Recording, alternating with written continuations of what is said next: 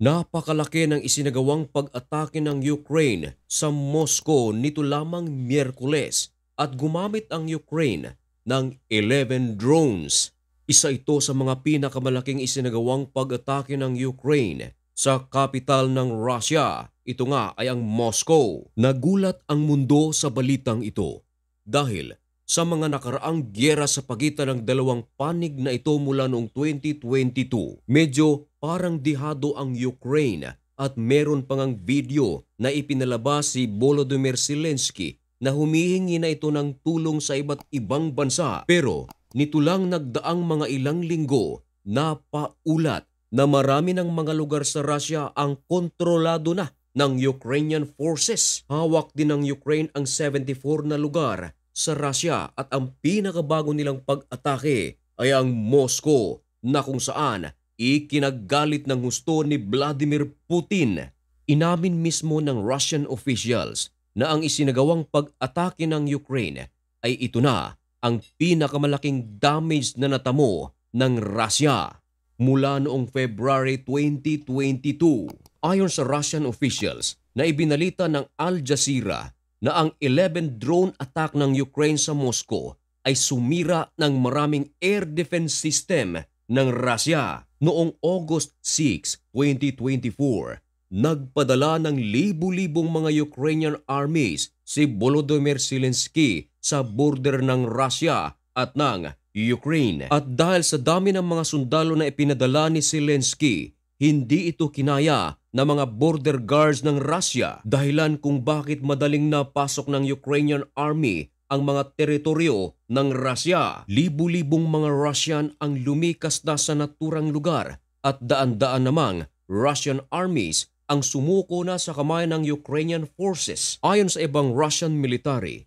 iniwan na daw sila ng kanilang mga commanders. At dahil sa sobrang daming mga armies na ipinadala ni Volodymyr Zelensky sa borders nito, maraming mga lugar sa Russia ang nangasira. Ayon sa report, may mga gubat na nangasunog at mga village na wasak na wasak. Ang gyera sa pagitan ng Ukraine at Russia ay umaabot na sa mga 3 taon. Araw-araw, ang dalawang bansang ito ay nagpapalitan ng artillery, drones, missiles at rockets. Hindi maikakaila na napakalaki rin ng damage sa Ukraine. Mga sundalo, mga sibilyan ang wala ng buhay dahil sa isinagawang pag-atake ng Russian forces. Ayon sa Ukrainian forces, hindi raw sila basta-bastang patatalo sa Russia. Bilang patunay raw dito, marami na daw silang napabagsak na mga airstrike ng Russia at maging mga drones nito. Binilang din ng Ukrainian forces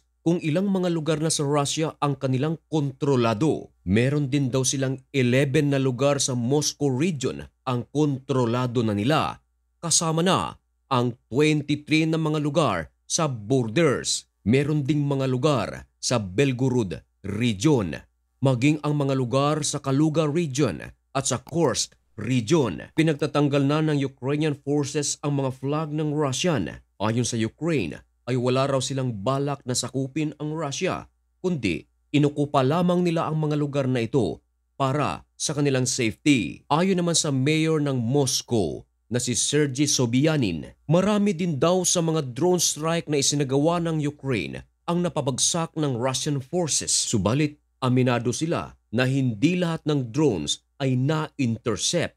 Marami dito ay talagang lumapag sa lupain ng Moscow, dahilan ng malaking pagkapinsala sa naturang lugar. Dagdag pa ni Sobyanin sa kanyang interview sa Telegram, ito na ang pinakamalaking damage na kanilang natamo mula sa Ukrainian forces. Pero ayon kay Sobyanin, matatag pa rin ang kanilang air defense system at sa kung anumang gagawing pag-atake ng Ukraine ay kaya pa rin ng Russia na depensahan ang kanilang lupain. Samantala, habang nababahala naman ang capital city ng Russia dahil maraming mga restaurants, mga shops ang wasak na wasak, maging ang ilang mga residente rito ay nababahala.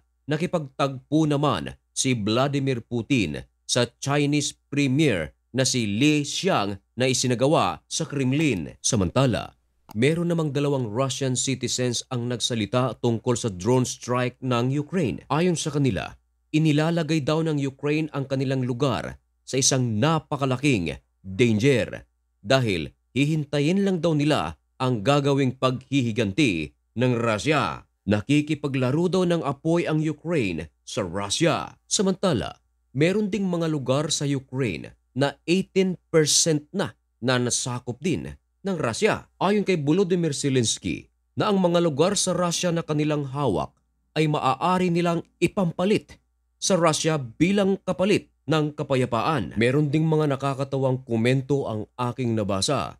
Baka raw sa isang araw, mabigla na lang ang Ukraine at Russia na nagkapalit na pala sila ng bansa dahil habang sinasakop ng Ukraine ang ibang lugar sa Russia ay sinasakop naman ng Russia ang lugar ng Ukraine. Of course, biro lang yun.